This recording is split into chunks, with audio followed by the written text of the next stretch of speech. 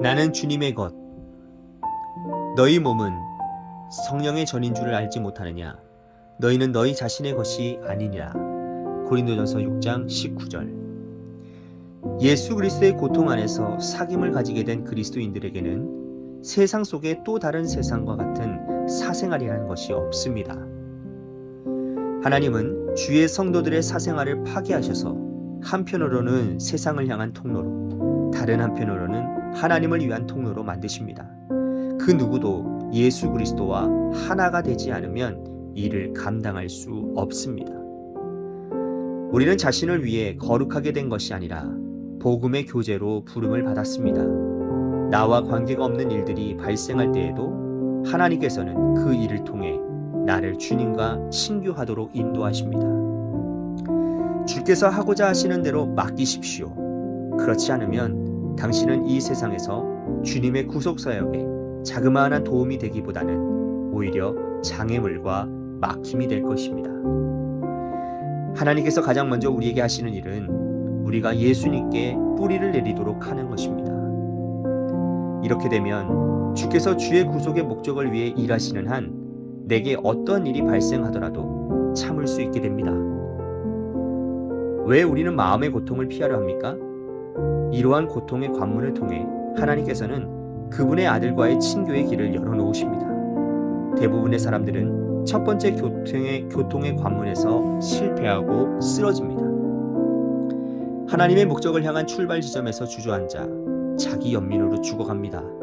또한 소위 성도들의 동정심은 우리의 영적 죽음을 돕습니다. 그러나 하나님은 살리실 것입니다. 하나님께서는 그분의 아들의 못 박히신 손으로 우리를 붙들며 말씀하십니다. 일어나 빛을 발하라. 만일 하나님께서 고통받은 마음을 통해 주의 목적을 이 땅에 이루신다면 당신의 마음을 아프게 하신 하나님께 감사하십시오. 주님은 나의 최고봉 새벽 묵상, 오늘은 12월 7일 나는 주님의 것이라는 제목으로 말씀을 나누도록 하겠습니다. 여러분들은 그리스도인으로 사는 것이 쉬우십니까? 저는요, 이 땅에서 우리들이 그리스도인으로 산다라는 것이 정말 어려운 일이라고 생각을 합니다. 생각해 보십시오. 세상 사람들은 그냥 자기 감정대로 삽니다. 그죠? 자기의 유익을 위해 살고 또 지금만 조금만 독하게 마음만 먹으면 남 눈치 보지 않고 내 방식대로 내가 원하는 대로 살 수 있습니다. 사실 세상은 점점 그렇게 되어져 가는 것 같지 않습니까? 그런 사람들이 점점 늘어나는 것 같아요. 그러나 그리스도인은 아니지요.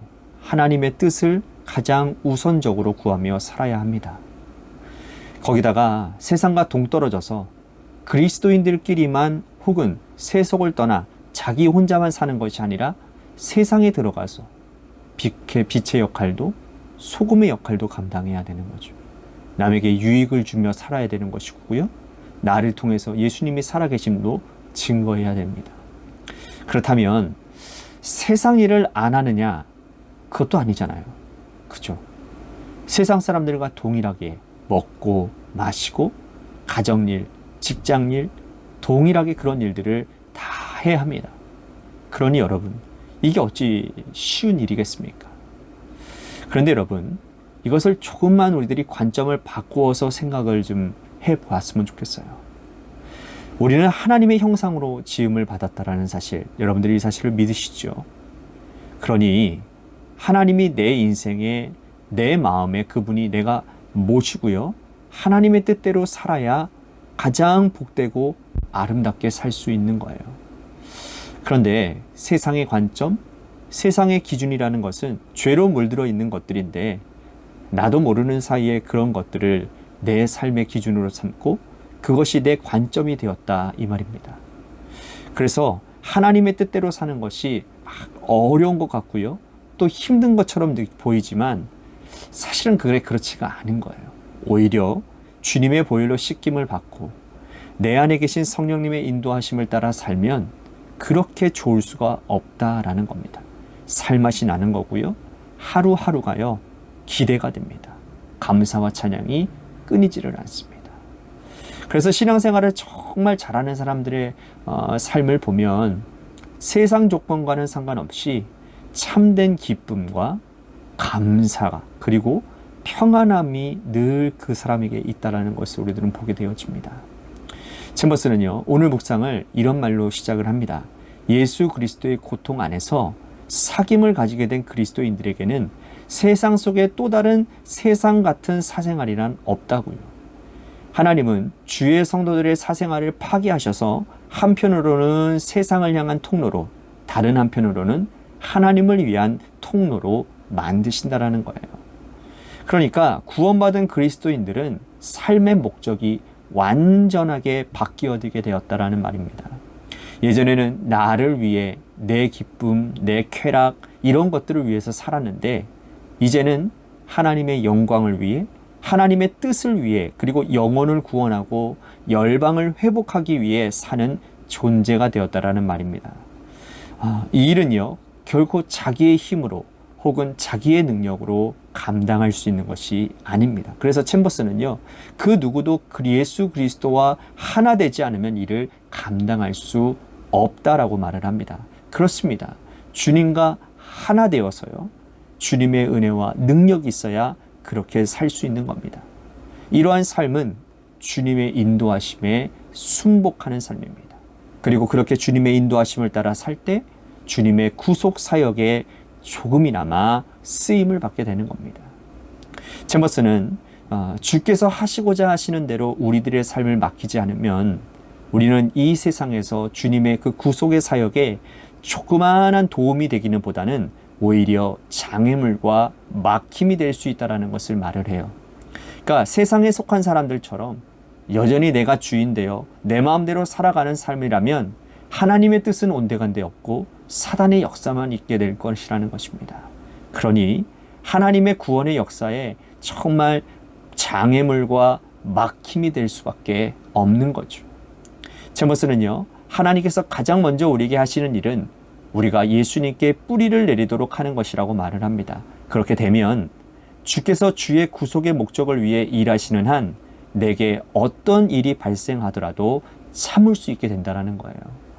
주님의 구속 사역은 이 세상에 멸망할 때까지 계속될 것입니다. 그러니 우리가 주님께 뿌리를 내리고 있으면 우리의 삶은 구원의 그 길에서 벗어날 일이 없다라는 겁니다. 얼마나 큰 복음입니까? 뿐만 아니라 주님의 구속 사역에 귀한 도구로 쓰임받을 수 있다라는 거예요. 오늘 묵상에서 우리들이 잊지 말아야 될 것이 두 가지가 있습니다. 먼저는 우리는 주님의 것이라는 사실이에요. 주님의 피로 값주고 사신받은 주님의 것이라는 거죠. 그러니까 내 인생은 내 것이 아닌 거예요. 주님 겁니다. 주님 것. 주님 것이 된 우리는 이제는 우리를 위해 사는 인생이 아니라 주님의 구속 사역을 위해 쓰임받는 존재들이라는 거예요. 그러니까 삶의 목적이 달라졌다라는 것이죠. 하나님은 이 일을 위해 우리를 훈련시키시고 합력하여 선을 이루는 일로 인도해 가십니다. 자, 여러분 삶의 올바른 정체성을 가지고 사시기를 바라겠습니다. 그리고 올바른 정체성에 맞는 그러한 삶을 사시기를 바랍니다.